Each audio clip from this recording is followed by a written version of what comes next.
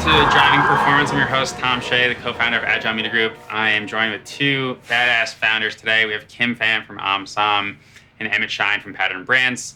Pham, the co-founder of Omsom, a proud, loud Asian food brand reclaiming and celebrating the multitudes of Asian flavors and stories so often diluted in the mainstream. Omsom partners with iconic Asian chefs and sources the best ingredients to craft delicious rip-and-pour sauce packets like you see here. They combine specialty seasonings, aromatics, citruses, and oils needed to cook a restaurant-quality Asian cuisine. Emmett Shine's the co-founder and executive creative director of Pattern Brands. Pattern Brands is brought to you by the team that formerly was Gin Lane. They acquire and grow a high-quality portfolio of home life brands that start online and expand omni-channel. Pattern Brands has gone to raise $100 million in venture funding, and the team owns and operates 7 brands and are actively expanding their portfolio across the home goods space. Guys, welcome to Driving Performance. Thanks for having us. This is crazy. Yeah, so my first question is the same to all guests, because there's going to be a lot of audio-only listeners. What the hell is going on in this set right now? How would you describe it? It's like a cubed hamster wheel. That's how I feel. How you feel, Emmett? It's like a non-negative Black Mirrors episode. Well, cool, guys. I want to start off with, do you guys know each other? If you do know each other, is there a story there? Or just if you remember, how do you guys meet? I think just when Omsom came on the scene, I loved the colors, the font, the typography, the branding, the design. It felt, as you kind of said, like loud and proud and unique and bold. And then getting to watch them on social do their thing, like from a brand perspective, but also I love your Instagram of you as a person.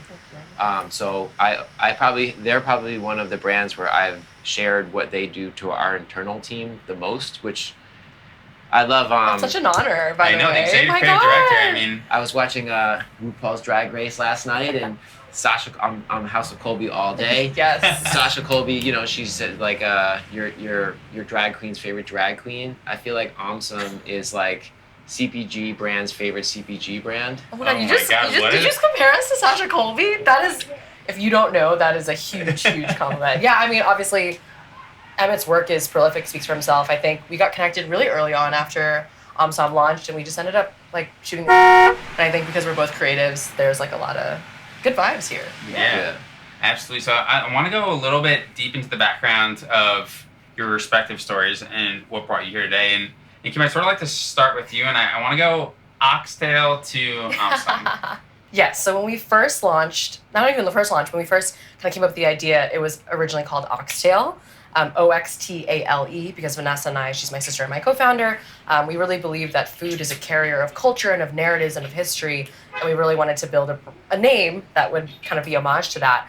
We quickly got feedback that like, you hear Oxtail, we think you're a beef jerky brand, and we're like, right. Oh, that's like not it. So when we launched in May 2020, we decided to pivot to the name Omsom, which originates in the Vietnamese phrase Omsom, which roughly translates to like rowdy or rambunctious or like ratchet. Right. And it's actually kind of a negative term. Like my parents used to chastise Vanessa and I when we were younger for just being really rowdy. And we love this idea of reclaiming that phrase and making it ours, because for so long Asian Americans have been flattened, silenced, and erased. And we love this idea of building a brand that was so unapologetically like, you, middle finger to the air. We're here to be proud and loud. Right. So yeah, that's how Omsom was born. And how, take me back into like the origin story. I remember, you and your sister, you took sort of, I wouldn't say divergent paths, but you guys had... Definitely divergent paths. Yeah, well, we got left brain, right brain. So take me back into like the origin story of how you guys decided you want to start a business. Yeah, so Vanessa, left brain, I'm right brain. I'm like creative weirdo. She's super quant and strategic and analytical. And I think, really different brains, but ultimately kind of the same heart. We share a lot of the same values.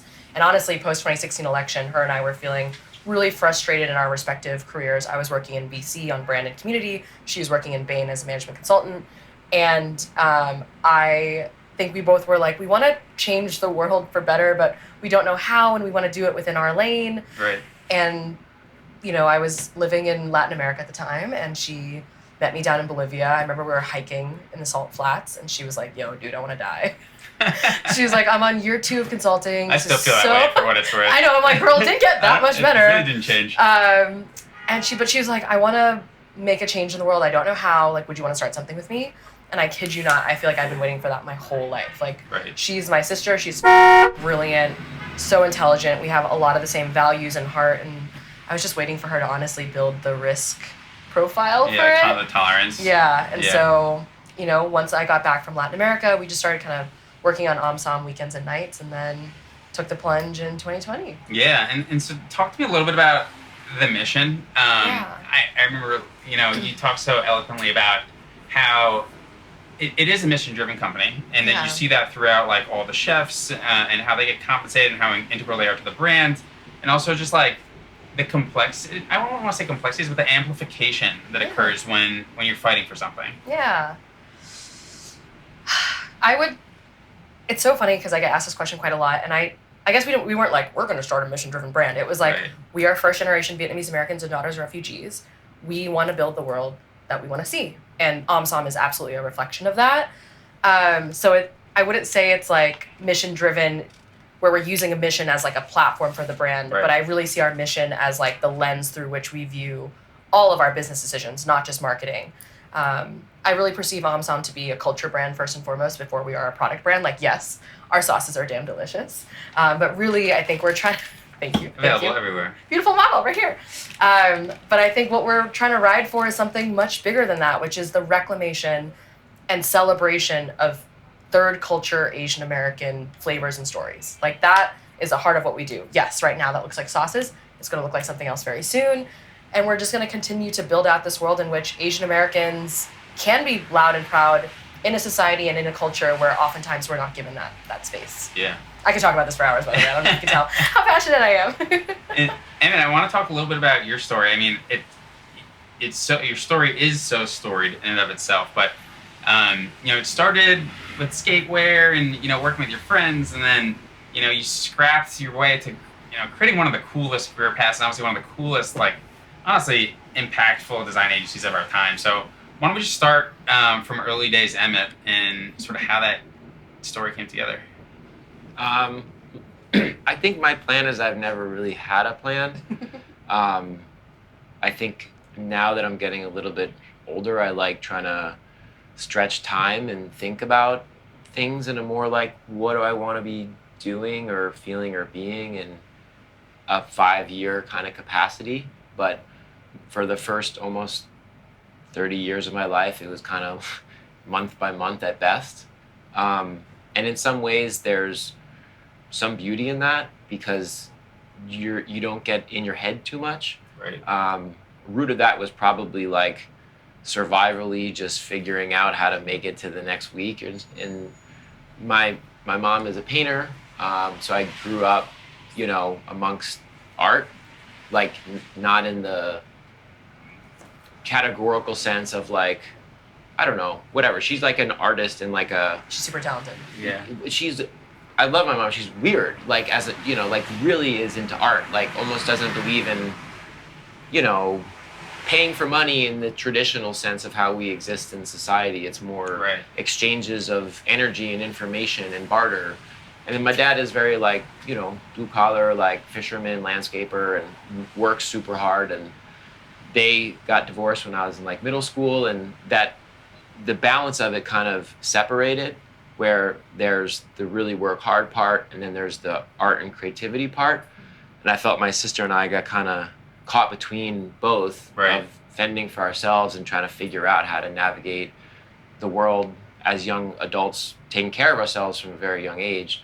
And I think the thing that I was able to lean into is art and creativity as a form of expression that people continue to seem to resonate with. Hey, Right. that makes sense. You seem to be good at that. I'm like, I don't know what I'm doing, but sure. Right. And I didn't go to college. I didn't really apply to college. I just stayed home and landscaped and lived with my mom just to make sure she was okay. And people in my town kind of were like, you should get out of here after a year. And so I went to New Zealand. I'd never left America. I just chose the farthest place. I barely left Long Island. That's the furthest place away. Got a camera, learned how to take photographs, started painting on them alone in New Zealand. Like, Where in New Zealand were you? I went all over. I Yeah. hitchhiked and went over the whole country for like 100 days. It's such a beautiful Well, I kind of like place. nerdily like found myself, you Right. know, and I applied to colleges and got into NYU Tisch, didn't really understand what college would be came, and everyone else was like 13th grade, but I felt more like an adult. And my experience in the city was great of being in New York. I'm from Long Island, always wanted to be in the city, but it was also really challenging because the financial burden of taking care of yourself and moving into the city, it hit me like a ton of bricks day one. Right. It's brutal. And I didn't really feel the freedom that a lot of other college students had felt, where like I had to think about how to pay for that night.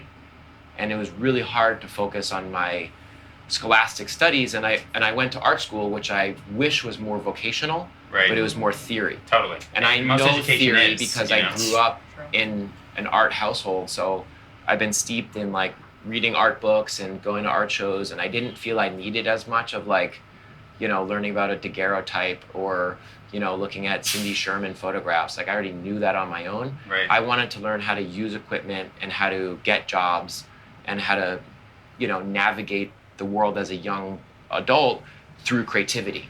Because I had just seen the boulevard of broken dreams for people that I grew up with in and Right. around true artists that like had receded because society didn't, it's hard to navigate and stay true to yourself. And so anyway, like I think what I started doing is I got a computer. I'd never had a computer, learned that it was cheaper to edit photography on a computer. Then I learned, you know, design shop, and then I learned, you know, web design, then I learned web development. And I just started selling everything that I was doing to try to pay amongst the 10 other jobs that I was working to live in New York City. Right. And from that, I just started really just hustling. You know, I can build you a website, I can do your photo shoot, I can do your branding. And then my friends, you know, were all skateboarders and wanted to do a t-shirt skateboarding brand. So I just did all the graphics for that, did the website for that, learned how to, you know, incorporate and copyright and trademark and e-com fulfillment and trade shows. So I just became like a one-man band that didn't stop for like 10, 15 years. And Gin Lane came out of it, no one would pay me on time. I was just Right. a freelancer and, you know, okay, net 120. And I'm like, I need the money tomorrow. Yeah. You know, so I just came up with a name and I worked love that move, almost by the 2 way. years under this guise that I worked for this agency, but it was just me. Right. And then 2 years in, it actually kind of turned into something, just fake it till you make it, perception is reality. But that by that point, I knew such a cohort at an interesting time in New York City of I knew artists and I knew technologists. And that Venn diagram, I think, was a really special moment where the fashion industry, the media, the publishing industry in New York, it's called like the Warhol economy. Before startups, before venture capital really hit New York for that, that was a sector we worked in. And so in the early 2000 teens, when your Warby Parker, your Bonobos, your Right. Everlanes, later your Glossiers, et cetera, they started to say, hey, there's a way to create brands in a millennially different capacity online first. We were de facto Zappos. post Zappos. Zappos was early 2000s, which what they did is they built a new model for pure e-commerce that was post like a J. Crew or an LL Bean that Right. were direct mailers.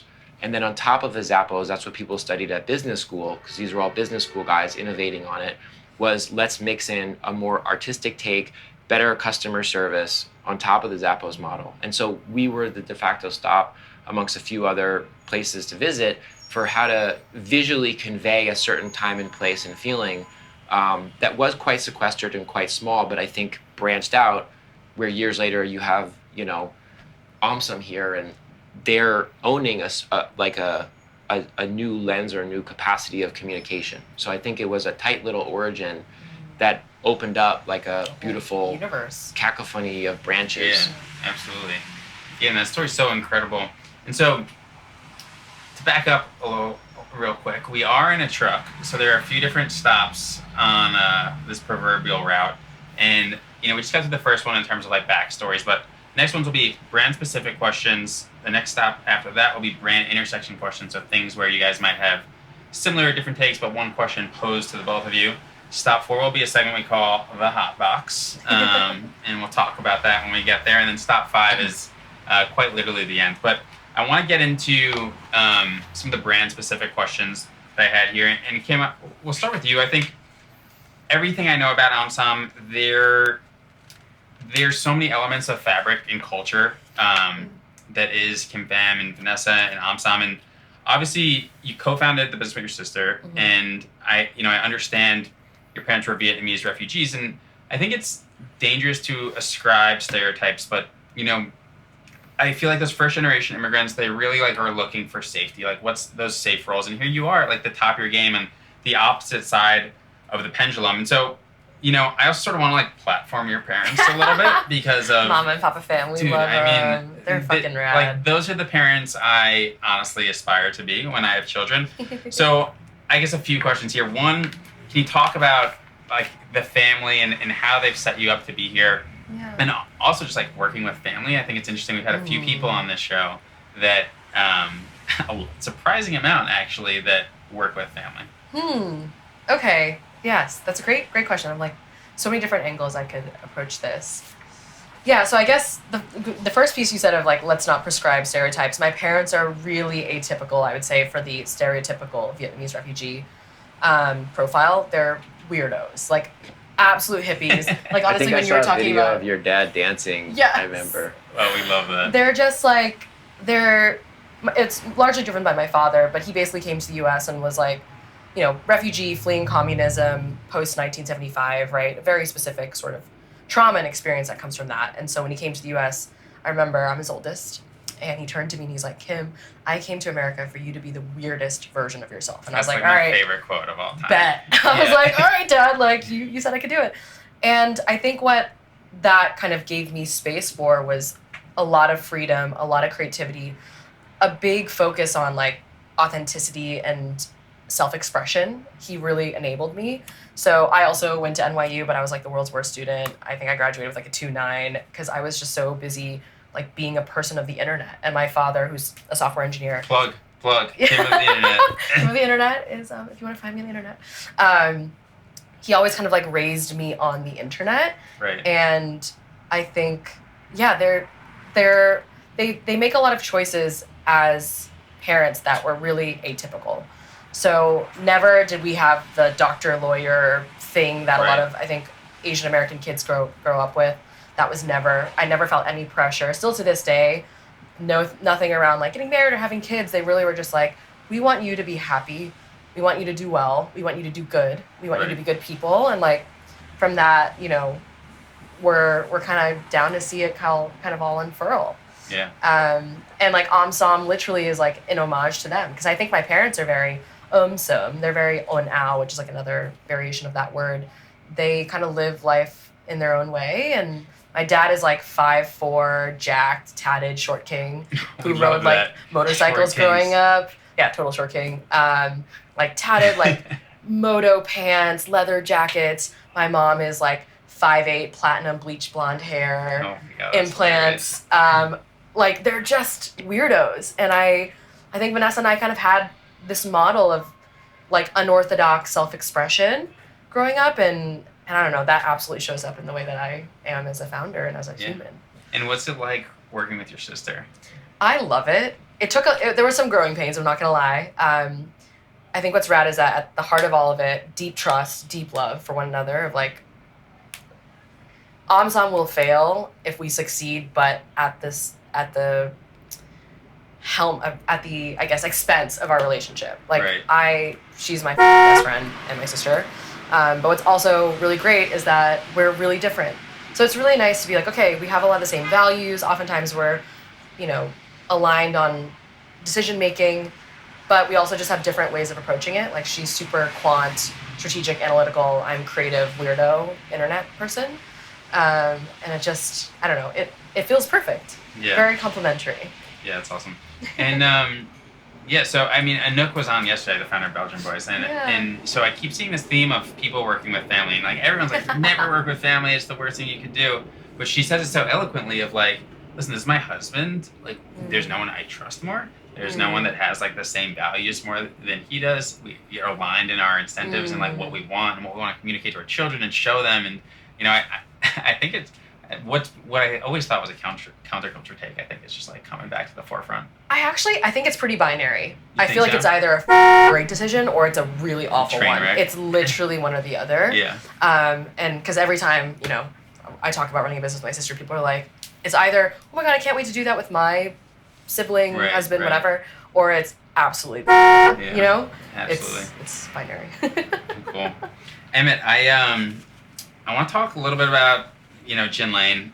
It's so core to your origin story, and it's really one of the most influential design agencies of our time, and I mean that like I could not be more impressed and inspired by the work that comes out of there. Like you list off a few names. It's Hims, it's Recess, it's Smile Direct Love, it's Sweet Green, it's Everlane, You're like the it's godfather of Bonobos. D2C. Dude, you're like, how does it feel to be like? First off, how does it feel to just like, I don't know, be What I've said before, I guess, and other things on it was that, like, again, like I admired my mom so much. Like she's just, and also I like, back to what you guys are talking on. Like my mom helped create the initial branding for Pattern, the company that myself, Nick, and Suze built out of Gin Lane, where we could own and operate our own brands. And I wanted to, Gin Lane has kind of in certain worlds become known for like the millennial blanding, which is such a good, fun, like Dissy name of like that era, which, it's like a premium mediocre chuggy kind of stuff. But I think it is this notion of like aspirational accessibility, whatever. But so when we were launching Pattern, I really wanted to go like nature-y and touch by hand and artistic-y. And we have gravitationally pulled back to some of the more streamlined graphical representation. But I think at the core, like the logo and stuff is done by my mom by hand. So yeah, I've been kind of working with family and friends since I was a teenager. And I kind of want to get to a place in my life where I feel, I'd never raised any money or everything I'd always done been independent until Pattern, which we can talk on more a little bit. But I wanted to kind of feel like touch the electricity of the challenge of like pro grade basketball of what the VC world could be like, and it is really hard, and I've learned a lot from that. But my goal also is to like continue to do creative endeavors with friends and family and people that I love, and be passionate but find ways to earn livings. And I think a lot of, for me, like doing Gin Lane it was really hard doing business with my friends growing up of like, okay, you're a nightclub promoter, you're gonna be head of marketing.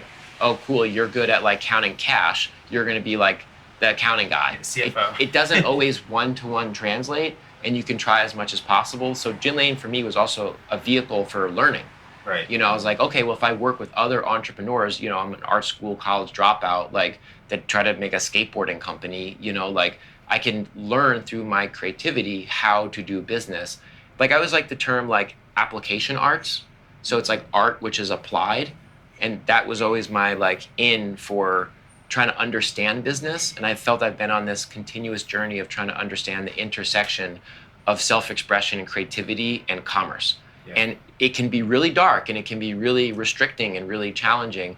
But in other ways, it also can feel really beautiful when you can express something like you said, hey, this is almost like a cultural brand first. We have like a lot that we want to get across, and we're using this CPG product as a vehicle for doing that.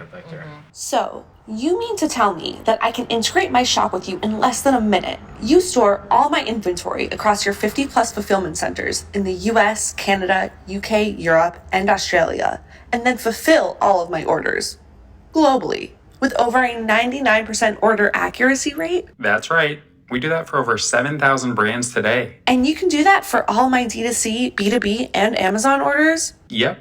And when my next TikTok video goes viral, or during the holiday rush, you can grow with me forever? Yes, again. Dang, that's the ship, Bob. Check out ShipBob at shipbob.com to unlock your fulfillment provider that acts as your personal chief supply chain officer. I mean, Gin Lane, obviously, like it came together because you're doing all this scrappy work, and people were you said yourself, your only asks always were, hey, like, just put in a good word the next time. And it's incredible to see how that like organic flywheel and that sense of community like really turned it into the behemoth that it became. But then, sort of at the top, and I think this is one of my favorite parts of everything I've learned about you. At the top, Gin Lane decided to sort of take a different path. And you talked a lot about like how there were some parts of the business that were bringing you joy, there were some parts that were extremely difficult. And so all of that's embedded in that decision. So I'd love to just hear the transition from Gin Lane into Pattern Brands. I think there's a book, it's the guy's Joseph Campbell, and it's like a hero has 1,000 faces. And it's like the Star Wars, to Homer's Odyssey, whatever, just as long as there have been people, there have been stories. And there's like, the hero, and he is from some distant place, and then he's an insider, then he's outcast and has to go find himself, and then he triumphant returns, like again, like Star Wars or like Avatar or whatever, which is those are based on stories forever of just normal humans. Like, right. I've always liked stories, and I think for Gin Lane, when I felt we actually had weirdly gotten to a place where we were really respected and doing really good work, on one hand I got really nervous. I like rap, I like sports, and like they're like young people's games to some extent, where you don't want to love the musician who's still kind of going on stage and their voice is cracking. I saw Bob Dylan, and like he's an icon, but no one had the balls to be like, dude, you sound like you're mumbling. In sports, I always like when athletes like won a championship and then kind of retire. Totally, yeah. I love that. So I almost wanted to like, what's our version of like becoming a good broadcaster? Right. Like going behind the booth. And I think for Gin Lane, we again, so much of it also like, I think it's just liking people. I think that's the other thing is like I've always liked people, and I've always tried to bet on the underdog and find great talent and support them and empower them, and then try to find cool founders and listen to them. I want to do this and I want to do that. They could be a dog walking practice, or they could be some VC-backed, business school graduate. But if I think they're a good person and they have some story they want to tell, how could I try to help to communicate that? And I could see the era that we were a part of was changing. I could see that the landscape was going to move to a lot of different ways. Technology was democratizing a lot of things that people would pay money for.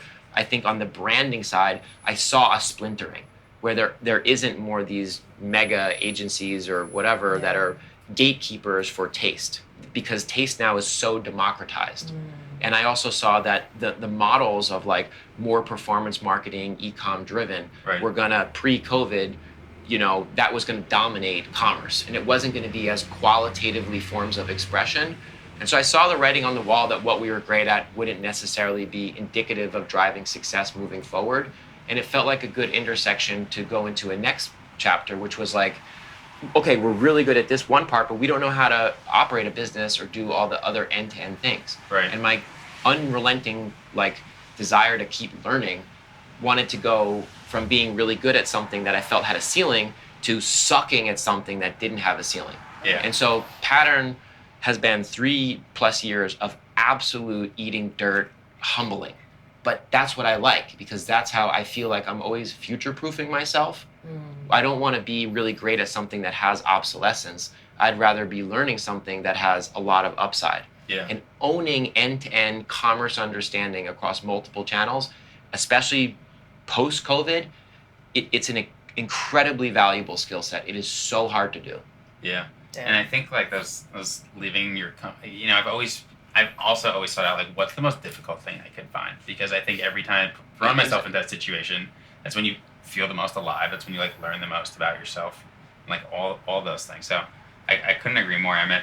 And Kim, I sort of want to get back to you here and talk a little bit about Omsom and the intersection of MSG. And I think it's a really interesting transition of like, finding, whether intentional or not, finding a difficult thing to have to overcome. And so, there's a lot of literature on MSG. It's banned from Whole30 for quite some time. And you look at the literature that has resulted in the reversal of that ban, and Omsom's literally all over it. So I think a few things for people who aren't familiar, like what is MSG? What is Whole30? And can you talk about that, just like, it's more of that reclamation of like reality and expression. Yeah. So for those of y'all who don't know, MSG, or monosodium glutamate, is a very delicious ingredient and compound that's typically added to dishes to bring out umami. It's used across a variety of cuisines, but in America, it has largely been tied and associated with Chinese American cuisine, and is largely used as a scapegoat, frankly, for a lot of xenophobia and racism against Chinese American restaurateurs and chefs. And so there's obviously, this whole myth of like, oh, MSG gives me headaches, when it's been proven time and time again that that's not true. The FDA came out in 1984, said that's not true. But it became this really convenient vehicle for this idea that Asian Americans, Chinese Americans are like dirty, right? Or unhealthy. And so when we started Omsom in 2020, we literally couldn't turn a corner without someone being like, oh, do you have MSG in your products? And we're like, we don't, but like that was so frustrating. And so one day I literally I was like, we have like this little baby platform of like 10,000 followers, but I was like, let me just like pen a post because I do all of our content. Right. Just a little post of like, hey, let's talk about the roots of xenophobia in anti-MSG sentiment. And it actually like went viral in a way. That was our first ever viral post. Right. And I was like, damn, there's something here. Yes, it's about MSG, but I think it's largely around Asian Americans not feeling seen or heard in their fullness. And frankly, like, you know, May 2020, a lot of communities of color are having conversations around equity and representation and justice. And it's continued on. And we're like, there's something here where MSG is bigger than us. And so we're like, all right, like, I want to keep beating this drum. And so we started doing more content MSG. We released the first ever product to proudly feature MSG as an ingredient, which we actually did a collaboration with Pepper Teagan, Chrissy Teigen's mom. Hey.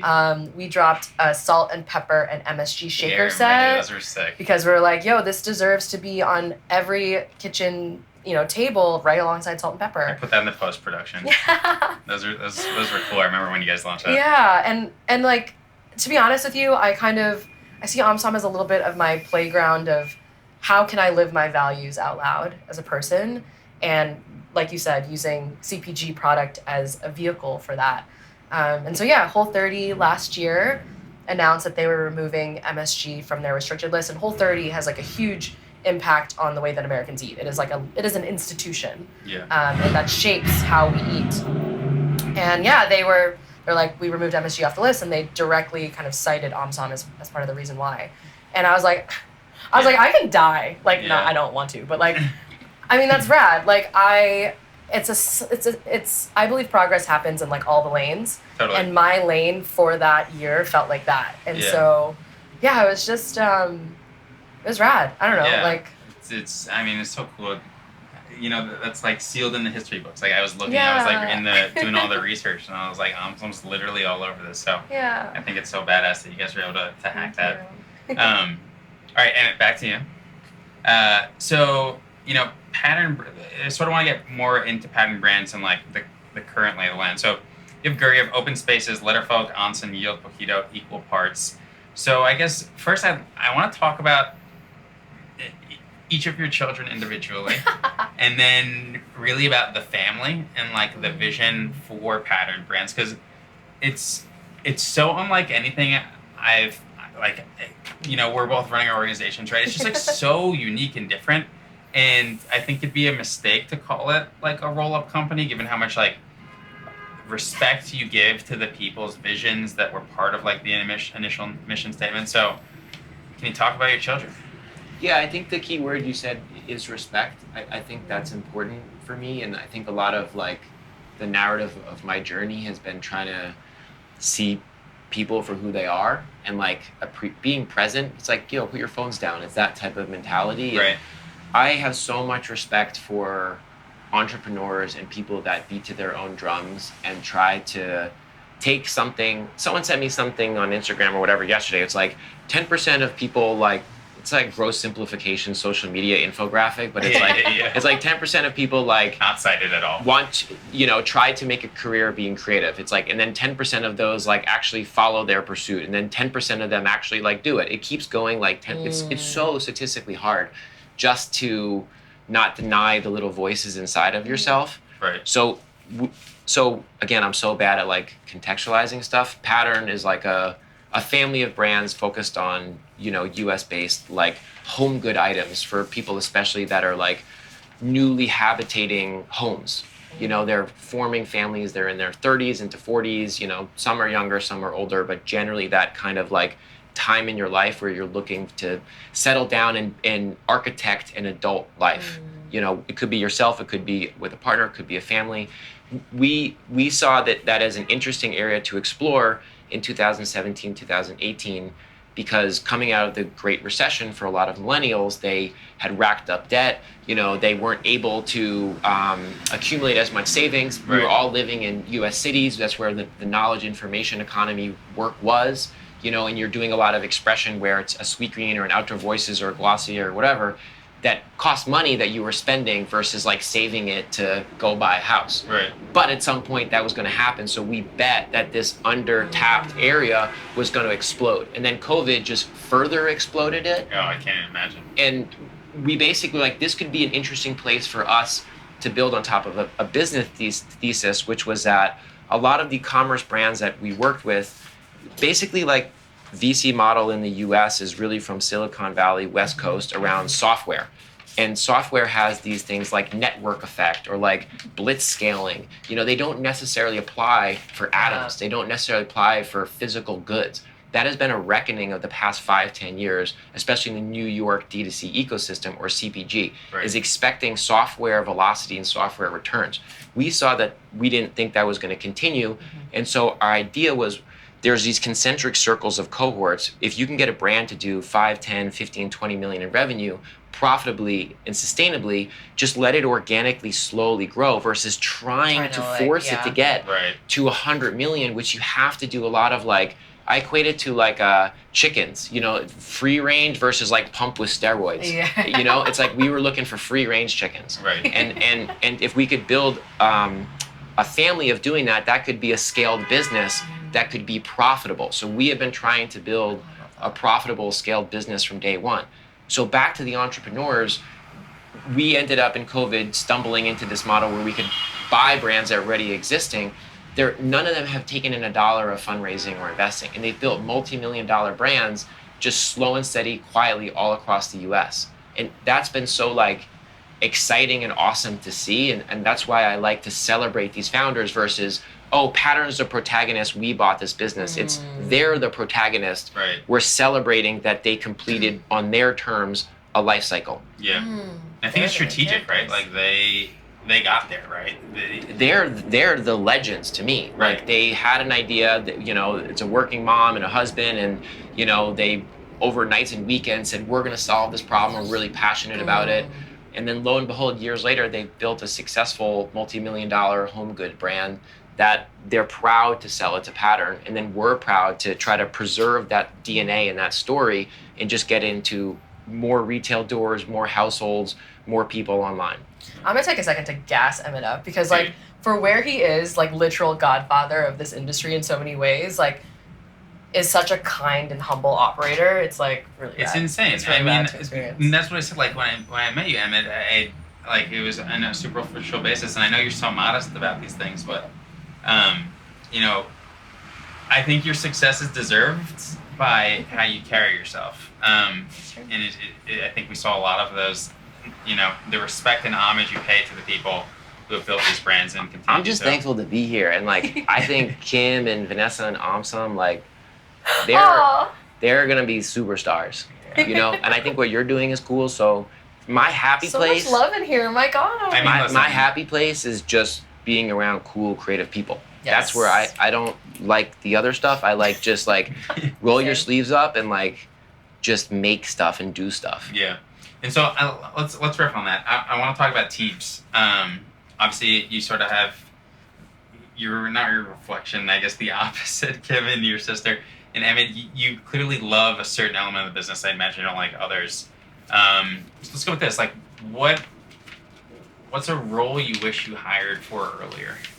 Ooh. And I know there might need to be some thought behind that question. It could also be, you know, go ahead. I will say I wish we hired a fractional CFO earlier. Okay. I think supply chains, working capital, like there's just some tricky things that I just wish we had like a better financial quant hold on earlier. Yeah. But that's very specific to I think me and Vanessa's skill set. Yeah. But yeah, man. I think for Pattern, it's been a real learning process, and I think like honesty is important, especially when, you know, we've raised a lot of money, people in the industry know us. I think like being really humble is important. There are a lot of challenges every day to what we have been doing. And I think the hard thing is sometimes when people think you're good at something, to be vulnerable is scary. Right. And so we had to really learn performance marketing, you know, operating finance, supply chain, retail. These are things that everyone thinks we were really good at something, but we weren't good at these other parts. Right. And so to my two partners, Nick and Suze and Pattern, I think especially the last year, we've just kind of said like, we just need to figure this out and stop like dancing around it, and have really dove in of like, again, being humble and going within the industry and saying, we don't know how to do this at the level we hold ourselves to. Can you help? And it's so powerful because the response from people has been so helpful. So getting fractional leadership, getting mentors, getting advisors, like really getting into the brass tacks, I think is something that I wish that we had done. I shouldn't say wish, because like if wishes were horses, beggars would ride. You can't go back and redo. Totally. But good advice to someone listening to it or ourselves back then would have just been getting into the harder things you're more scared about way earlier, and leading through super confident vulnerability of saying, this is going to be really hard, this is going to be really challenging, instead of thinking I'll intuit my way through it, is getting a lot of people around you that have the battle scars. They've done it and they've f***ed up. And so that's what I tried doing, is saying to people like, hey kid, like let me explain to you like all the things that we've messed up and done. We're still in the game, you know? So I think like just being really confident in your vulnerability from a business perspective, because it's really hard. And the last thing I'll say is I think the freaking playbook for building all these businesses is mostly wrong. I think it's dead. Yeah. So like, I think right now, everyone is kind of collectively trying to figure out how to sustainably grow businesses that can scale and be profitable without losing their soul or their minds. Right. Yeah. I couldn't agree more. That part. Yeah. And damn, dude. I mean, I think I could listen to you like all day. But yeah, you're absolutely right. And like, I think about our success, right? And don't get me wrong, this was like more of a matter of necessity than it was like a planned ordeal. And in hindsight, I would have done it all over again. But when we were starting, we took the family and friends on. We took like 5K checks from everyone. And it wasn't, I don't think it was ever about the money for us. It was about having people with some skin in the game that cared about us. And to your point, our success has always been we know what we don't know, but we know people who can solve for those gaps. And so, and this isn't a great analogy, but I always talk about when we're going through these peaks and valleys of like, we sort of have a political campaign, and there's going to be times we need to rally our base to like come to our support. And so I hear so much of that in what you're saying, of just like, you're back to being humbled, of like, and I can only imagine the pressure that comes with that when you've had so much success. And like, I think it's really interesting leading with vulnerability as almost like a competitive advantage when so many people don't. But so I want to just to put a bow on the Pattern Brands. For people who aren't as familiar with the strategy, you're acquiring brands that are, sustainable, cash flow positive, things like that. Talk through that strategy, like from almost more like a strategic perspective. Is there a point where that ends? You talked a little bit how you end up with home goods, and I thought that was really interesting. But are you actively acquiring brands? Are there like certain criteria you're looking for? How do you think about Pattern Brands, where it is now and where it's going? Yeah, I think we have so many more. Like I remember reading about when like how Tesla would roll their cars out, and it was more positioned as a software company versus a car company, because through the air they could push updates that would like surprise and delight consumers. Obviously there's 10 million other things you could say about Tesla, but from that specific lens, I always really liked also the model of like going from, this luxury car all the way down to like electrifying the energy grid and getting the auto vehicle industry to go to that. There was this larger vision. And I think for Pattern, we have all these chapters that we're still building towards. So we're just focused on the home category, and we haven't even really leaned in of turning the switches on of what we can do with membership, loyalty, incentives. Right. There's so many things of like, it's so much hard work of building behind the scenes. So we're going to continue to bring on more brands, staying focused on home and home life. And then number one, just like trying to implement this evolved playbook, which is like disciplined growth. For example, our team is like global and remote now. Right. It's really different than what I'm used to. Gin Lane, everyone worked in New York City. So we just go to all these brands and all their offices, and everyone's here. it's it is, first of all, it's a more multicultural team we have. We're time zone agnostic, asynchronous, and the discipline of what we're trying to build to, I think fundamentally is something that is new for us. And then from a customer perspective, like I have some friends where they have like 50 pattern products in their home, and I think like I love Muji. Muji is another mission-driven brand that has a larger like 100-year plan. Right. So I think it's going to take a really long time for us to even get close to reaching our potential, and I think we know that, and it does keep us really humble because it's such a hard goal to kind of get to. So I'm kind of rambling, but like no, that's great. And so, real quick, before I turn it back over, can you just talk through, maybe in order of operations, the different brands, just for people who aren't familiar with them? I want to make sure they know what they are, where they can get them, stuff like that. Yeah, there's Open Spaces, which is like a home organization. Was very influenced by like I love that one. Scandinavian. I have their shoe rack. Yeah, so Well, I'm like a sneakerhead, so that was something I was really proud to work on and design, cool. because there was nothing. I think America is such a fascinating dichotomy, melting pot of people and culture and everything. And again, like on the Omsom lens, like there wasn't brands like you guys as much as there are now, like 10 years ago, 20 years ago, etc. I also think America's so young in terms of sensibilities, and it's so big that everyone just made McMansions and stuff, whatever. And so I love like Scandinavian or Asian design sensibilities where, places are older and space is tighter. And you don't want to just be buying, these big box retailer plastic crap. Right. Yeah. You buy it and you throw it out. Totally. It's like, for me, I love the anthropomorphization of everything. Anything you buy, like think it has like a conscience or a soul or something, So trying to make things that are like a little bit more durable and can kind of last long. And for Open Spaces, it's like storing stuff but not hiding it. Right. Then there's Equal Parts, which more. I use their knife. This morning. She's wearing it right there.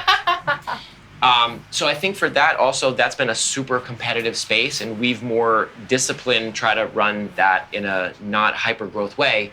We just didn't see it have the scaling potential as some of the other brands. Yeah. Gear is the first brand we bought, GIR, acronym for Get It Right. That's in the baking space. A lot of, chefs that are really great love using it at home. Letterfolk is like a kind of playful brand that's tactile for new parents. So they're famous for their tile mat and their letter boards. Yeah. I love those. They were at the Poquito. And Poquito is an incredible brand out of Los Angeles, almost 20 years old. Ted and Angie founded it, that has worked with the creative and art community in greater Los Angeles. That again, like I just love celebrating them because I think what they've done is so phenomenal. There's Yield Design Co., which is like beautiful glassware. I think most recently there's Onsen Towels, not Omsom. I always get the two confused. Wow, collab waiting to I know. happen, by the way. One of the founders is partially Japanese and spent a lot of time growing up there in the Onsen Springs, and they have, a more distinct waffle weaving way of doing their towels and their bathrobes, which is lighter and it dries faster. Versus again, Americans love these like things of comfort, but they actually don't really functionally work as well. Right. So I think if there's a lot of entrepreneurs and stuff out there too, I think looking at tapping into your culture or where you're from or what you know around the world. For example, I was speaking to someone, because we are buying brands, and it was a Southeast Asian founder, and they had I forget the type of elements, but it's for pillows, and it's like these little pellets, and they were saying like how when they came over, their kind of, immigrant story, their dad would always sleep on like a very thin little pillow that like the neighborhood kids would make fun of the dad if they had sleepovers because he would sleep on this wacky pillow. Yeah. But it turns out it's way better for your neck and your posture. And he would, lay flat and just have this little pillow. And now she's selling with her dad this type of like filler for the pillows, because again, in America, you just buy these giant plush pillows, but they're not functional. They're not good for you. So much of the stuff that we interact with on a daily basis, if you actually look at it and you look at other places around the world of things that have worked, it's not whitewashing it. It's like, that's where I think America's great. Right. Yeah, it's so interesting. So I just put this together now, but some of these guests, it's like there's clearly a theme of globalization and like the world getting smaller and the exchange of all these thoughts and ideas. And obviously, give me an example of that. But we also have Jing coming on. We have Sandra coming on. And so it's interesting. So cool. It's the world's just getting smaller, and I'm sure it makes sense, right, with like all of communication, transportation, all these things that have advanced so much. But it's cool to see what feels like the apex of culture, where we're finding some of the best unique things from each culture, and they're all starting to intersect. And I think that's so fascinating. Like you're in control of the narrative, like Kim and Vanessa for Omsom, like I learn a lot through these brands, right? Because it's them bringing the information to the forefront. And that's where I think also social media, it's more valuable because there's more of a story to tell. Right. Yeah. And I think it's also rooted in, like, frankly, reclamation and ownership of our own narratives by us, for us. Yeah. Like when I thought about brands, when people are like, oh, who inspired you to start Omsom? I was like, I didn't look at a brand in Whole Foods. I looked at FUBU. Right. Like, I was looking at what, like, these I love that. communities were like, we're going to take back the narrative. This is our story to tell. And how do we do it in a way that's, like, compelling and interesting, but also, like, honors and celebrates our roots, whatever that means. Like, Omsom is not like an Asian brand. We are an Asian American brand. We are proudly and loudly third culture. What does it look like for a brand to kind of, like, pay, homage to the motherland and, my parents and that beautiful heritage story? And also, what is it like for Vanessa and I to be, like, New Yorkers, and, Vanessa and music, and myself and BDSM and kink, and, like, how do we bring all of that to the table and show something that is uniquely third culture? Yeah. And that's such a good transition to the story of how it's more than just one culture. You guys have brought more than just your culture or your heritage to the forefront through Omsom. And in doing so, you did it the right way, right? Because there's a reclamation by the chefs who are involved. So can you talk about, like, just how the products come together and your process for, like, building in authenticity? Yeah. Oh, there's so many things I want to dig into. So first, so for every single one of our products, we partner with a chef of that background. So for our Japanese sauce, we work with a Japanese chef, etc. And they are paid a royalty fee. That was built into our business model literally since day one. Because I think it literally... Which isn't easy to do. Yeah. No. And I look back sometimes and I'm like, is that the right decision? It absolutely was, in the sense of, like, I think it arose from Vanessa and I's very real frustrations as Vietnamese Americans of seeing folks, like, co-opt and profit off of our flavors and stories without a penny of that going back to the communities. And so we're like, all right, yes, we're Asian American, but we're Vietnamese. We can't purport to tell people how to eat Korean food or Chinese food, and so we have to work with a chef of that background. So we work with these incredibly, I think, like, they're iconic Asian chefs building their own empires in their own right, to develop all of our products. They're paid a royalty fee. But honestly, we pull that thread all the way through. It's not just with our chefs, right? Like, we spend over 95% of our creative dollars with Asian American creatives, designers, vendors, partners, etc. Our team is all women, largely women of color. 50% of our cap table are either women, queer folks, or people of color. Right. And, like, I think how you live your values is not just a marketing lever. It's something that you pull all the way through.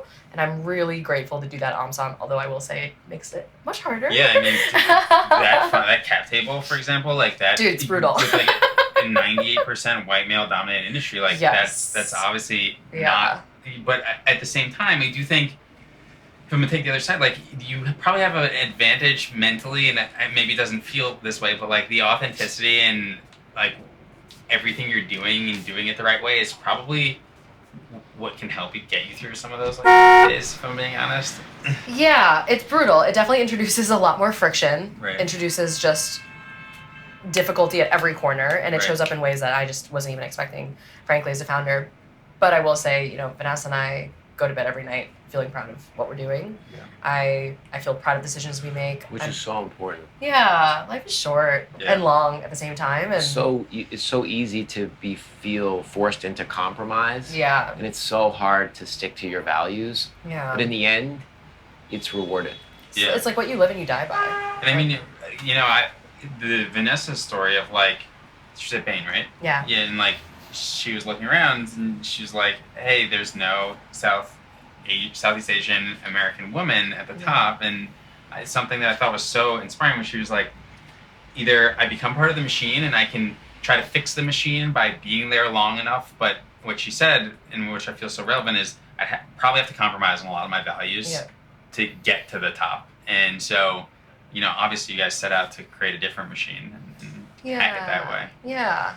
We'll see. We'll see how it plays out. I think it's going so far so good. All right, so I want to shift gears, Kim, and talk about some new products you have coming. Yeah. So I'm really excited, honestly, just to learn and listen about how all this came together, like the inspiration, following the data, all of those elements. So no one better than yourself to speak on it. For sure. So obviously, for the last 3 years, we have had our Proud and Loud sauces really resonate in a way that I just never was expecting. Obviously, we launched the pandemic when folks were at home cooking more than ever.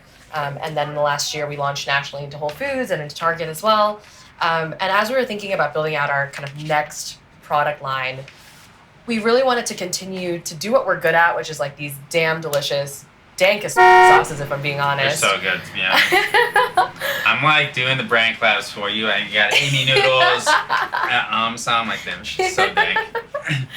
And then we were just thinking about like how can we continue to deliver that same Proud and Loud products built with deep cultural integrity, but in an easier to consume format. So we are launching Saucy Noodles in May. Here we go. They're these beautiful air-dried knife-shaved noodles, super thick and bouncy, and then with our delicious, really rustic sauces that almost feel like they're made with a mortar and pestle. Damn. And so it's just like premium in every way. And for me, the ultimate kind of reminder of Asian American pleasure and joy of like this delicious bowl of noodles that you really want to savor as opposed to a quick and dirty, college 10-cent meal. Yeah. Is kind of the way that we And so like as the founder trying, it's an adjacent lane, but it's a fundamentally different lane. Yeah. And so I'm curious, like, obviously it's exciting. I can't wait to try it if I'm being honest. I'm sure it's dank. But like how do you make that decision? Were you following data? Like, how do you get there? Yeah, I think it's like literally like Vanessa's and I's partnership. It's like a combination of heart and brain. Yeah. Where, the data was telling us folks love the cultural integrity of our products, but people are just not cooking as much. Right. And for us to kind of continue to become we want to become this household name when we think Asian American flavors, we need to move a little closer to ready-made. Yeah. And so it was a combination of like listening to our community and frankly also gut. Like Vanessa will tell you that I operate on gut. I'm fully one of those like intuit through things person. Right. And I was just like, I want to create something that someone can make in 5 minutes as opposed to 15. Yeah. And so the Saucy Noodles were born from that, the combination of like heart and brain. Emmy, you got any advice about taking adjacent lanes and putting them together? I'm reading this book, or like, it's so funny, like, I feel like I'm actually listening to the book, an audio book, but no one likes saying that, so I'm like, I'm reading this book, but I'm not, I'm listening to it. No one has books on the shelf anymore either. Well, I read a lot, but I gotta do it slow with a pen, and I like to like have like, cause I read online so fast, but books I like to really read slow. Anyway, it's listening, it's Tony Fadell who did, the Nest thermostat, the iPhone, the iPod, and it's called Build. And it's all these really good kind of like chapters and lessons on, kind of being like from his lens as he's more known as like a hardware industrial designer, but, navigated and helped build the modern day Apple through the iPod, which was, the reclamation of Apple when the Mac wasn't selling that much. And then the iPod team parlayed into the iPhone, and then he went and did the Nest. Anyway, there's one chapter where he talks about data and intuition. And like you can data yourself out of intuition, and you could intuition yourself away from reading the data. I love phrases of like art and science. Yeah. And there is an art to understanding science, and there's a science to respecting art. Yeah. And that interplay of both is where great leaders, creatives, individuals, they understand. So what he was saying is to kind of make that more like linear or graspable is like early days when you're trying to think through something, be intuitive. And then as you go out, you get the quantitative feedback. But for those early parts, you don't want a 12-person team. You don't want focus groups because no one's going to know what you should do. It's like the famous stories of like Steve Jobs and Apple where like if you listen, it's like the Henry T thing. It's like if I listened to the customer, everyone would still be like riding horses. Like no one even knew that they wanted a car. Right. Yeah. So I think in the early days, what you're saying, it's like okay, we looked at the data, we understood that like this was an opportunity that probably would make sense for us to go into and tap. Okay, circle that and then intuit what could make sense. Release it, get the feedback, either, it crushes and takes off, or there's some feedback where this didn't work and this emerged from it. And then just having those kind of startup cycles of feedback, Totally. listen, iterate. Yeah. That's harder to do with physical product though. For sure. Yeah, for But sure. yeah, I think it was that combination of art and science. I love that. Yeah, and something that was really interesting about a discussion I had with Noah from Ruby, like he started as a still line of hibiscus water, and now he's fully retired that line and it's sparkling hibiscus water. And I think you're right. I mean, it's like it was there's intuition around like this is novel, this is interesting, this has clear benefits, it has the tartness, but the sweetness that can help people curb sugar cravings. But at the same time, like the data was telling something different. And I think you're right. Like we were talking about how like it's retiring SKUs when they don't work and things like that is actually like some of the proudest shit that should be out there. Of like, our intuition led us somewhere. We've read the data and he landed in something that's clearly it's doing much better. And it's all that combination of like the art and science that's that discipline is really hard to have when they're your like babies or your kids, know, right? It feels so personal. Yeah, absolutely. We've had to retire some products and stuff, and at the portfolio, our investors were like never more proud of us because it showed in us something that they were like, okay, these guys actually have discipline. Yeah. They're willingness to listen and yeah. It's hard though because it's like for me especially because I'm like, we'll make it work. Yeah. Our first iteration of Agile, and no one knows this really, we'll do a bonus episode with me and Max at some point, but it was digital screens on the back of 53-foot trucks. And it was a sick product. Time, location, contextually aware, could figure out its surroundings from geofences and then change the ad on the spot. If you were near in a Hispanic neighborhood, switch it to Spanish, and 2.5 years of iterating on it and then just nuked it. And so sometimes it do be like that. Yeah, it do be like that. There's a good nerdy podcast called The Acquired, and I listened to an episode someone sent me on LVMH, which is kind of like the mother of all like roll-up businesses in the world. And they take the ruthlessness of like American capitalism, infuse it with like the heritage of European fashion house sensibilities. So I was like, wow, this is a really good episode. And then I was like, let me just check for the next one. The next one was on Nintendo. And like the history of Nintendo, it's like they're from like the 1800s.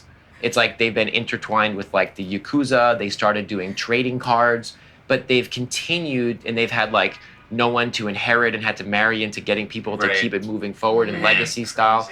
But it's constantly seeking out the next opportunity. And so there's always this DNA or this core, but you see that a lot for some of these like real like longevity brands. They've preserved who they are, and you know them in a popular canon, maybe 50 years or whatever. But prior to that, they've been so many different iterations. Over 7,000 customers like Pet Lab, Chamberlain Coffee, Hero Cosmetics, Spikeball, Dossier, TB12, Pit Viper, 100 Thieves. Tens of millions of packages shipped every year. 50 plus fulfillment centers across the US, Canada, UK, Europe, and Australia. An app store with 50 plus integrations like Shopify, Amazon, NetSuite, and many more. Managed inventory distribution, D2C and B2B fulfillment capabilities, 99.96% of orders shipping on time, 99.95% order accuracy rate. Yep, we're talking about ShipBob again. We know picking a fulfillment partner or 3PL is not easy. And equally importantly, we know you never want to have to move or pick another one. That's why we partnered with ShipBob. From 0 to 100 million in sales, ShipBob has you covered. Stop number 3 on this route is going to be brand intersection questions. And I know this isn't like too profound, but something when I was doing research is you guys both have NYU in common. And I felt like it's too coincidental not to bring up in this context. So how do you think those experiences helped shape your entrepreneurial journey? And sometimes I think, I think about the paths, right? It's like sometimes going and not getting a ton of value teaches you something. And we talked about it like theory and application.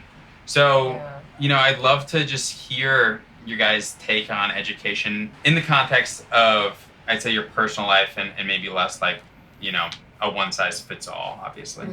I was the world's worst student, and I'm grateful for NYU in the sense that it gave me the context of being in New York City at 17 and figuring it all out. And I also was living, I was working pretty much since the first semester, 'cause And my where was parents- home for you originally? I'm from Boston. Okay, yeah. Yeah, my parents are refugees, so we don't have generational wealth. So I literally was working as an RA. I was interning literally fall freshman year, and so I think that teaches you a particular sort of grit. And I think like what I learned from NYU, which has nothing, I did not learn this in a classroom, was largely like grit, hustle, as corny as that sounds, and how to use the internet. Like New York is incredibly overwhelming as a 17-year-old, and I was like, I need to parse through it on the internet. So I was like just finding meetups to go to at 17. And I used to go to bars that I definitely couldn't get into, but I was like, oh, there's like a tech meetup here. I like startups. Like maybe I'll show up. Like Tumblr was all the rage back then. Yeah. Tumblr would do meetups. I had a Tumblr. I think I'll find it and delete it. Oh my god! I was like a live journal like Zanga girly. Kid Cudi and like pot. And, Oh like, my all this other stuff. Iconic. So yeah, it like that's what I think my college experience gave me was like how to use internet, how to use the internet, how to build community, and then how to strangely build like a personal brand. Right.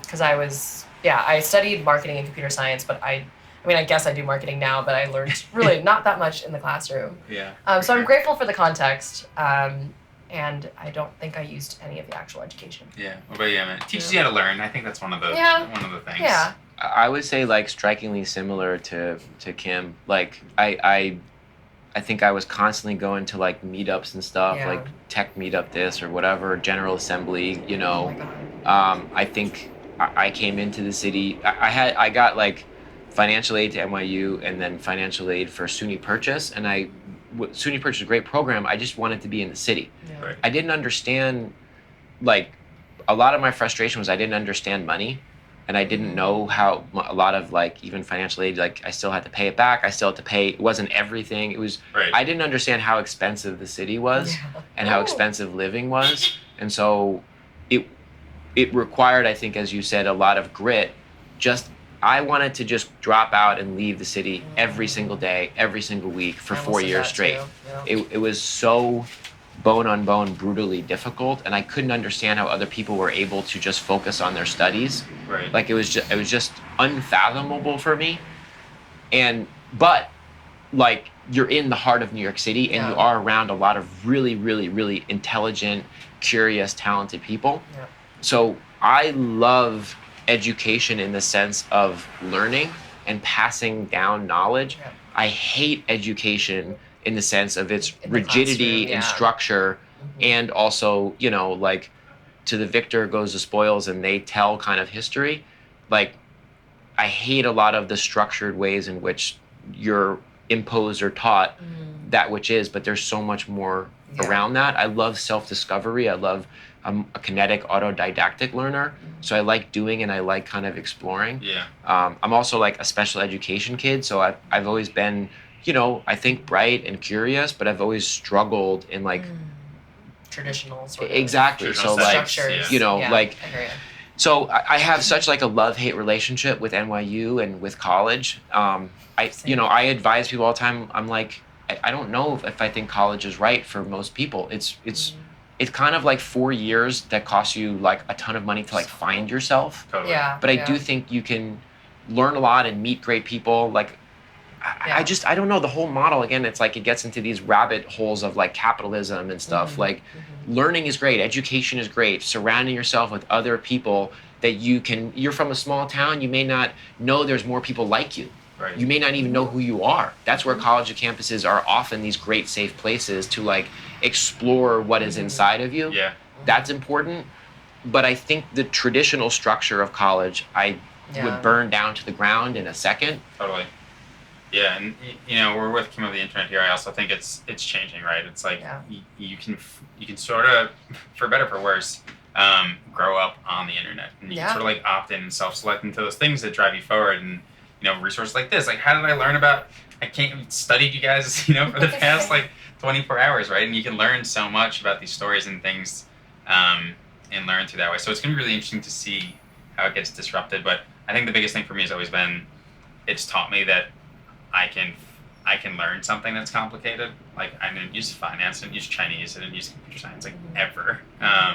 Maybe a little bit at one point, but like all of those things taught me, like, okay, well, you're gonna go into this big scary world, and like you might not know any of those things, but you've been able to figure it out. Fundamentally, learning is so sexy. and like it's the fountain of youth. Like just learning and being curious, and whatever your definition is of that. That's fire one-liners. Well, because I think that's important. You know, whatever your way as a personality that you feel comfortable learning, lean into that. Right. Yeah. And I think it's hard for a lot of parents to support that. Yeah. And as you said, admiring her parents, like, how could you not? Right. Yeah, absolutely. All right. I want to talk about a really interesting topic. So Omsom obviously has digitally native roots and is moving omni-channel with Target and Whole Foods launch. Plug, go get them at Target and Whole Foods. And So Emmett, cool. I think what's really interesting about having, when I was thinking about this question, having the two of you, we talk about you like having all these experiences in all these different eras, and when markets look completely different, technology looks completely different, and there's this constant reinvention to reflect like the state of, I don't know, just the world in that time. And I personally, with our business, seen like a really interesting shift from the digitally native brands into the retail. And so I really want to talk about, I don't know, just where you guys think we are today. And again, it's always going to be a moving target, but just the evolution, like, is it binary D2C versus retail? Does it D2C ever become a marketing channel? Like, how did these things coexist? There's just so much in there, and I know that's a vague question, but yeah, I'd love to hear you try to break it down. So Omsom was always going to be, first and foremost, a digitally like native brand, born on the internet, frankly. One, because the internet and culture are like pretty interchangeable now at this point. I agree. And two, more importantly for us, like, we wanted the real estate to be able to tell Omsom's story in a real way. Like, so much of what I was saying of like Omsom being a culture brand first before we're a product brand, we needed to show people our faces. We needed to tell people the story of proud and loud reclamation. We needed to tell the story of equity and representation and justice. And you can't do that in a couple seconds on the shelf. Totally. And so it was always going to be, we need to use the internet, which is like what Vanessa and I are made of, Right. first and foremost, to tell this beautiful story, and then use that community and brand as a launch pad into retail. Because omnichannel is the future, I believe. Like, Yeah. unless you have like a really foolproof product that tells its story on its own and can just sit on the shelf and just fly, I think it needs, every company needs to become omnichannel. Yeah. And so, yeah, we see the internet as like our origins, our ride or dies, our heart, our community. And then we see the like retail and how we do in retail as like how we're going to kind of grow into the future. And how have you had to sort of like it's challenging, right? Like, so much of the product and the culture and the history, you can self-educate online. Yeah. And now it's on the shelf, and you don't get a lot of time. How have you sort of had to like reinvent the company to be supporting what honestly is like a fundamentally new operating model? Yes, a totally new channel with complete. Oh yeah, we've learned a lot of things the hard way. Oh, I'm So sure. do as I say, not as I do. But yeah, we had so for example, I'll use a case study of when we launched into Whole Foods nationwide. We fundamentally rethought our packaging, because when Omsom was born, our packaging was so optimized for this really beautiful Instagram unboxing. Like, we were really thinking about not the person who's going to receive it, but also the person who was watching on social that person receiving. Like, that's how we were thinking about Omsom's packaging, our Matchbox sampler, whole thing. Your guys' series was so great. Yeah, the series was great. What was it called again? From URL to IRL. Yeah, that's what it was. And then we did, when we went into Whole Foods, we're like, oh man, the mindset that people are in, their decision-making framework when they are in the store is fundamentally different. Right. And so it's different consumer too, honestly. Yeah, In yeah, some a little cases. overlap, but Yeah. it definitely, just different mindset. And so we're like, okay, how can we meet them where they're at while never losing our heart? Like, I want you to still look at this product and be like, oh, this is a very rowdy company that stands for something proud and loud. And so we did little things like, okay, this should have been no surprise, but putting a picture of what you can make with the sauces on the packaging was a huge learning. We learned about, adding like flavor notes, because a lot of folks may not know all these Asian dishes intricately. And then honestly, the biggest game changer was putting me and Vanessa's face on it. Yeah. I had no idea That's how much. fascinating. We were like, before it was like this, and we were like, oh, this is cool, like, and maybe, the way that folks were interpreting, and they're like, oh, this is some gigantic conglomerate. Yep. leveraging Totally. Asian flavors for Kind of like Gen trendiness. Z, their old school brand. And we're or like, holy something. shit, that's literally the opposite of us. It's like me and Vanessa in a tiny office in Bushwick. Like self-service QR to learn. Yeah, and then we literally put our pictures, and then everyone was like, oh my god, we love it, Asian sisters. And I was like, I hate... Signatures. Yeah, added the signatures. I hated that in some ways we had to like perform our Asianness. Yeah. But it also, to me, is such a reflection of the way that consumers are thinking about products.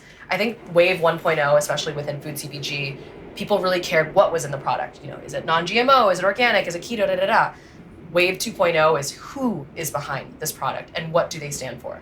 And I think, unfortunately or fortunately, seeing Asian faces means something to consumers, because with some of these larger social, cultural, racial dialogues happening in this country, people are starting to care about who is being compensated. Right. What sort of values am I perpetuating through my dollar, because we live within capitalism, right? And so a lot of these big Man, movements so are showing fascinating. up in this little packaging decision that we're making, and it's rad, but it's sometimes it gets pretty you're like, fuck. You know, Yeah. it's like, And I'd love to hear your perspective, just because you've seen like oscillations so many times.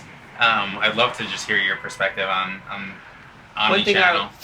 One thing I was thinking when Kim was talking was like, probably like the audience that will listen to this is, and it's almost like a probably amplification of who you've self-selected to be on the show. And these are like, they're all brands that have stories to tell, and they're all people that are storytellers. They're not like widget businesses Right. or hyper-functional businesses. no shade to widget businesses. Yeah, like I I love mean, you with your businesses.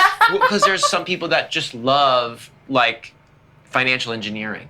They just love efficiency. That's their, like the people here, we love design and color and culture and color and brand and authenticity. And so I think for you guys, like why putting the faces on the packaging and stuff is important is because that audience is looking for authenticity versus being confused of buying something where the dollars are maybe going to Right. a larger corporation trying to nature style predatorily fit in. Totally. Yeah. So Totally. I guess I say all that because there's so many different ways to answer any question nowadays.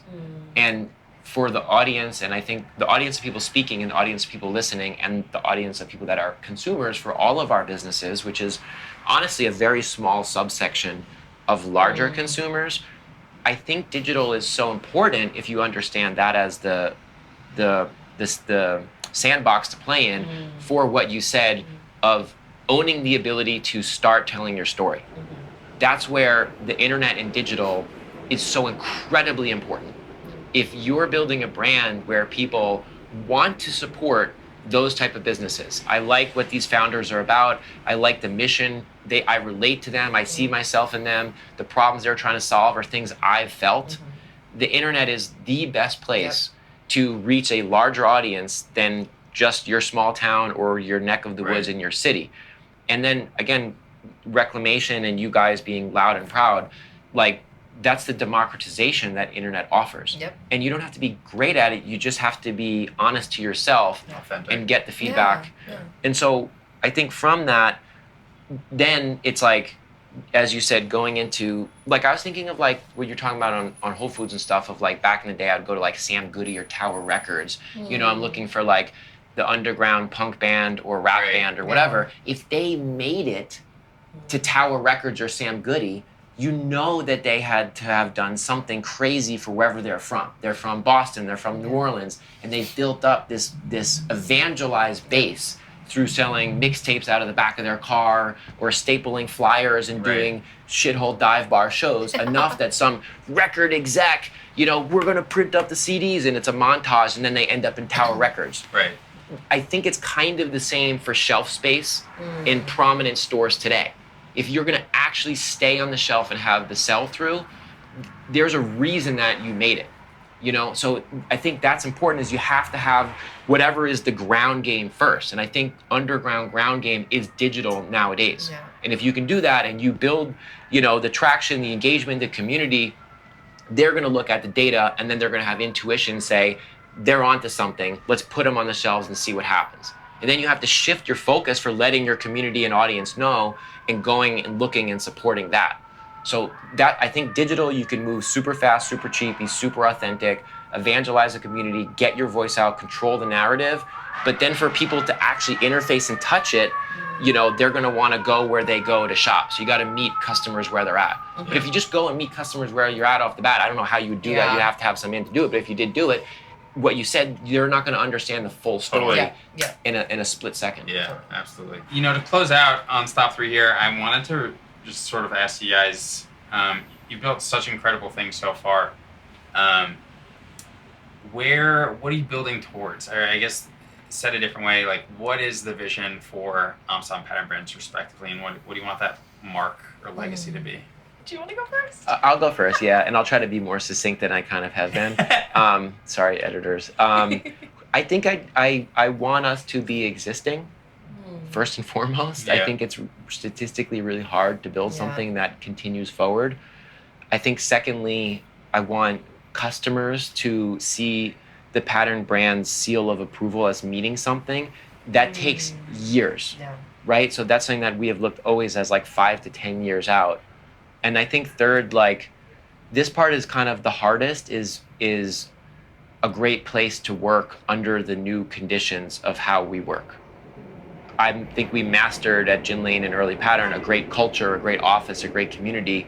But COVID, where we've hired people over the US and then globally, it's really understanding or trying to understand what that could look like. So a business that like still exists, a business that customers see as standing for something, right, and a business that people see for workers and team as a great place to work. Each of those is going to take a really long time to achieve. Great ambitions. I want Omsom to be a household name. I want Omsom to usher into every single American pantry proud and loud Asian flavors with Asian faces and bodies making them. And Nessa, when we first started out on our journey, we did like the Google brand workshop, where it's like, what's the headline, right. around the business. And it was, for us, it was like fish sauce is now a staple in every American household. And I think we're kind of working towards that future. And I want Omsom to be a part of that. I think you're well on your way. We sold $6 million our first year and did $80 million in sales last year. That's what the COO of Adventure Challenge, a longtime customer of ShipOb's, shared with ShipOb the other day. The pace of growth for Adventure Challenge has been insane, but it wasn't all positive. It started with a failed crowdfunding project. Then investors assured them that their business would fail. They raised $0 in outside capital. And it somehow only took a few years to hit $80 million in sales. They started off fulfilling all orders themselves. They'd have U-Hauls packed with thousands of products, making endless trips from their storage unit to the post office. It was not scalable. It was definitely hurting their growth. It definitely wasn't fun. That's when ShipOb started their partnership with Adventure Challenge. By being able to focus on growing the business and product development, sales took off like a rocket ship. While Adventure Challenge initially focused on D2C sales, their popularity started driving other conversations. They started to stock several hundred smaller boutiques across the country, then Francesca's, then Kohl's, and while they're based in California and most of their customers are in the US, the word of mouth and viral videos on TikTok and Instagram started driving demand around the world. So then they started filling orders out of Canada, and then the UK, and now Australia.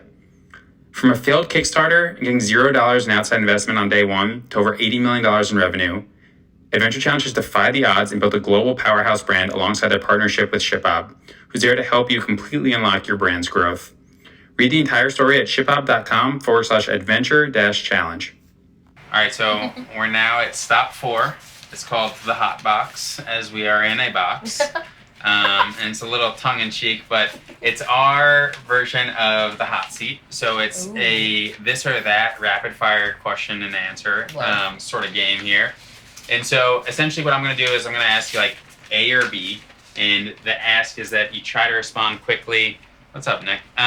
You try to respond quickly with your response. So we'll have you go first. We'll have you go second. Okay. And so I'm going to ask the question, you answer, and then you answer. Ready? Okay. You ready for the hot box? Boom, let's go. Cold plunge or hot tub? Hot tub. Cold plunge. Damn. Beach house or ski house? Beach house. Beach house. Nice. Coffee or tea? Tea. Tea. Sunrise or sunset? Sunrise. Sunrise, because you can get there from 2 different ways. There you go. It's true. D2C or DTC? DTC. Tea. Neat or messy? Neat? Like, are we talking scotch? No. Oh, sorry. Dirty or Yeah. Neat? Yeah. As people, Yeah. Yeah. What? probably messy. corgi or golden retriever? Neither. Neither. So basic. Winter or summer? Summer. Summer. Tennis or golf? Neither? Yeah. Bro. Pineapple pizza or candy corn? Kind of neither. Yeah, we gotta pick one though. Pineapple pizza. Pineapple pizza. I guess same. Live music or DJ? DJ. Oh, Uh, they're I not think- mutually exclusive. yeah. You gotta pick one. It's the game. I think it's DJ. Sorry. Live music, Live in space or live underwater? Underwater. underwater, definitely. Fight one horse-sized duck or 1,000 duck-sized horses? Duck-sized horses. I was thinking about this earlier, But you could and step on them. I would try to take Why? on the one big one. You You're would? gonna take A thousand's a lot. 1,000 is a lot. I would be They're trying little, to you kick would them do around them. and Yeah, stuff. yeah. Oh. Sweet snacks or salty snacks? Salty. Salty. Call, text, or audio notes? Voice notes. Call, text, or audio notes. Yeah. Text. Reading or writing? Writing. Writing. Work remote or work on-site? On site. I miss on-site right now, so I'll say that. Yeah. Would you rather do the laundry or do the dishes? Dishes? I'm a dishes guy. Yeah. Twitter, LinkedIn, Instagram, or TikTok? TikTok. Twitter. Can't even pick my phone. I mean, maybe Twitter for me, kind of. Yeah, you're pretty prolific on Twitter, though. Yeah. It's got lots Are of you dancing or are you people watching? dancing. I'm people watching, but I like dancing. Cocktails or beers? Cocktails. Cocktails. Would you rather feel too hot or too cold? Too cold. Too Mm, hot's kind of, I Yeah. don't know. You can't. They both suck. probably too cold. Yeah. I'm Southeast Asian. Like, what is too hot? Yeah. You know? You get one animal to protect you against a horde of zombies. You choosing a gorilla or a grizzly bear? Grizzly bear? Grizzly bear. I'll go gorilla. Give up bread for life or cheese for life? I'm giving up bread. You Cheese. can take it. I'm giving up cheese. I'm lactose Are you playing intolerant. the air guitar or air drums? Air drums. I like doing a little bit of All right, all right. Board games or video games? Video games. Depending on which one. board games. Start early or leave late? Start early. Probably. Yeah. Yeah. Fiction or nonfiction? Fiction. Probably nonfiction. Where do you want to travel next? Europe or Asia? Asia. I'm planning a trip to Tokyo, so Asia. Nice. There you go. Rich and famous or rich and unknown? Rich and unknown. Yeah. That's Playlist? our Migos album. Yeah. Playlist or podcasts? Playlist. Playlist. Cardio or weight training? Weight training. Cardio. Pancakes or waffles? Waffles. Pancakes. Speak to animals or speak 10 languages? Animals. Yeah. Definitely animals. Yeah. That's been a controversial one so far. That's a hard one. Netflix or YouTube? Yeah. YouTube. I'll go YouTube. Yeah. Telepathy or teleportation? Teleportation. Telepathy is when you can read people's minds. No, I don't want that. I don't Yeah, want me that. neither. I think teleportation's hot. Yeah. Trucks or billboards? Oh, fuck this one up. I'll kill you. Trucks, clearly. It's clearly in one. clearly trucks. Not Not even no brainer. All right. Would you rather receive good news or bad news first? Bad news. Bad news. All right. Well, the bad news is the show's over. We're Aw. at stop 5. See what I did there? Guys, honestly, this was a lot of fun. Thank you so much for joining me. I wanted to make sure I gave you guys an opportunity to plug where people can find your brands, when new products are dropping, where they can learn more about yourselves. So I want to let you guys do that. Yeah. Find us at Omsom, omsom.com. You can find me, kimoftheinternet.com, and Kim of the Internet on all platforms. Patternbrands.com and on social media as Pattern Brands, and then I'm Emmett Shine on Instagram at Emmett and other places Emmett Shine. But check out Pattern, we got a lot of cool brands. Yeah. And Omsom's in Whole Foods, right? We're in Whole Foods, every single Whole Foods in the nation, and over 550 Targets. All right, well, we're right Yeah, in we're front right of Whole here. Foods here. Let's go check them Let's out. go.